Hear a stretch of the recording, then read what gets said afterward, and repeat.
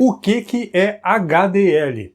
Não, eu não estou falando de colesterol. Se você chegou até esse vídeo porque estava pesquisando sobre colesterol aí no Google, acho que tem que continuar pesquisando mais um pouquinho. Pois agora eu vou falar sobre outra coisa, sobre Hardware Description Language. O HDL acabou sendo a base para linguagens como VHDL e o Verilog, sendo utilizado para descrever hardware tanto digital quanto analógico e veio a ser empregado em FPGAs e ferramentas de síntese lógica para a criação de circuitos digitais em silício. Eu sou o engenheiro Josias Martins da Bobsin P&D, mestre em microeletrônica. Hoje nós vamos falar um pouquinho sobre HDL e introduzir este assunto, para que possamos caminhar em direção à nossa série de FPGAs. Vem comigo logo depois da vinheta.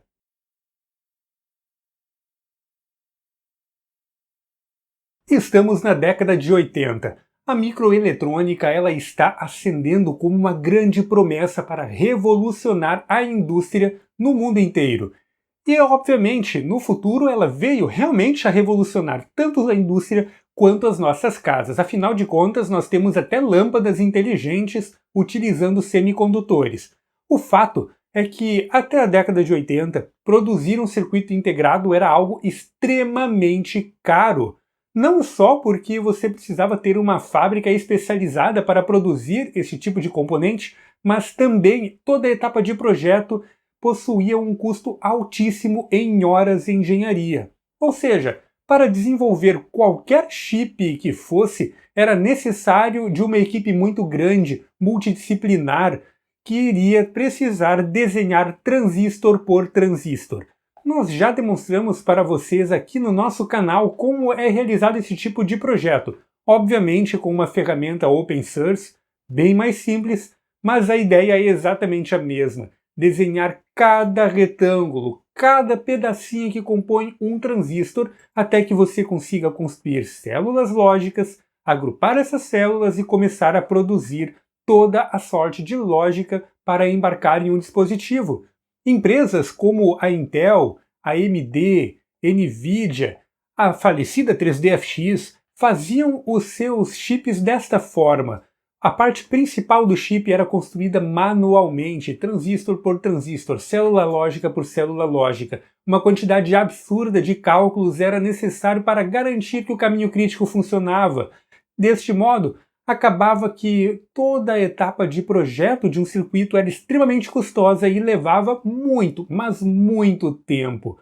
Portanto, naquela época era bem comum levar anos até que chegasse ao mercado um semicondutor novo, até que você tivesse um novo processador, um Intel 286, 386, 486, depois Pentium, levava-se anos em projeto. Porém, tudo mudou na década de 80 com uma coisa chamada HDL. O Hardware Description Language começou sendo teorizado como uma forma de descrever o comportamento de circuitos digitais utilizando uma linguagem textual. Muito tempo passou, muitas pesquisas aconteceram em nível acadêmico, até que na década de 90 ela foi estandarizada, ou seja, a IEC, junto com diversas universidades e órgãos, criaram um pacote padrão do que deveria existir para uma linguagem HDL efetivamente funcionar. E aí o HDL chega finalmente ao mercado através do VHDL e do Verilog, duas linguagens distintas, mas com o mesmo fim: descrever o comportamento de um circuito digital para que ele possa ser facilmente desenvolvido. A partir daí, o desenvolvimento de circuitos digitais começou a ser muito mais rápido. Afinal de contas, eu posso programar como é o comportamento desse circuito, que uma ferramenta de síntese lógica vai realizar todo o processo de análise deste comportamento e gerar as instruções necessárias em nível de transistor. Ou seja, fazer com que aquilo que nós estávamos descrevendo em comportamento se traduzisse em registradores, em flip-flops, em barramentos, em lógica combinacional e etc. O HDL, portanto, é nada mais do que uma descrição de como esse circuito vai se comportar. Deste modo, quando uma ferramenta de síntese ela realiza a análise e realiza o processo de compilação daquele código, ela vai verificar o que nós temos de comportamento. Por exemplo, se eu descrevo um if, eu estou basicamente criando uma instância de uma porta lógica. Se eu faço um if com 2 bits de dados, é nada mais do que uma porta lógica, concorda comigo?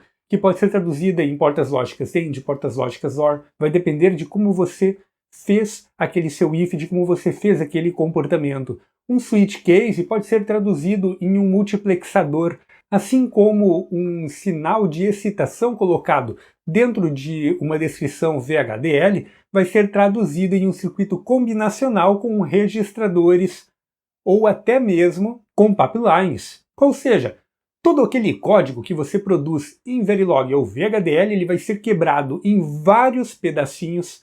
Todos os laços for eles vão ser desenrolados, criando uma descrição sequencial para então traduzir isto em lógica, seja ela lógica combinacional ou lógica sequencial, misturando as duas coisas, de modo que você tem algo no domínio do tempo. Afinal de contas, uma linguagem de programação ela não funciona no domínio do tempo.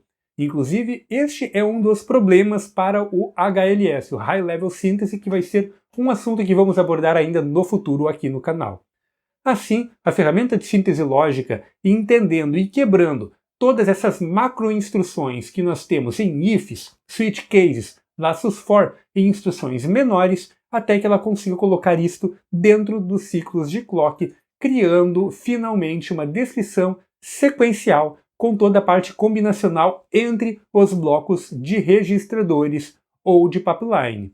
E você deve estar pensando, isto só tinha que dar em um resultado, revolucionar a indústria. E realmente revolucionou a indústria. Até o final da década de 90 e início dos anos 2000, grande parte das estruturas de processadores já eram realizadas através de síntese lógica, sendo que a sua adoção passou a ser muito mais massiva a partir dos anos 2000, quando o poder computacional e principalmente os algoritmos que fazem toda a parte de mapeamento e cálculo de custo dos caminhos lógicos passaram a ser muito mais eficientes. E hoje não existem mais processadores que sejam realizados de forma manual. Todos eles passam por processo de síntese lógica utilizando VHDL ou Verilog e já estamos vendo a ascensão de uma nova proposta, que é o High Level Synthesis, que hoje já é responsável por realizar o processo de síntese lógica de grande parte dos componentes que chegam até nós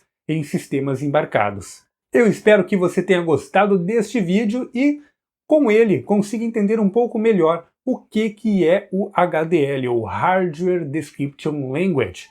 Logo aqui no canal nós vamos estar estreando a nossa série de VHDL com FPGAs. Então fica ligado, assina o canal, clica na sinetinha para não perder a estreia dessa série que vocês vêm pedindo já há um bom tempo. Se não deixou o like, agora é hora. Deixa o like aí para ajudar com o crescimento do canal. Qualquer dúvida, crítica, sugestão de temas, utilize os comentários do YouTube aí embaixo. Vamos conversar, trocar ideias. Muitas vezes a sua dúvida ou até mesmo a sua dica pode se tornar um vídeo aqui do canal. Contato para projetos, utilize o e-mail contato@bobsin.com.br. E é isso aí, nos vemos no próximo vídeo.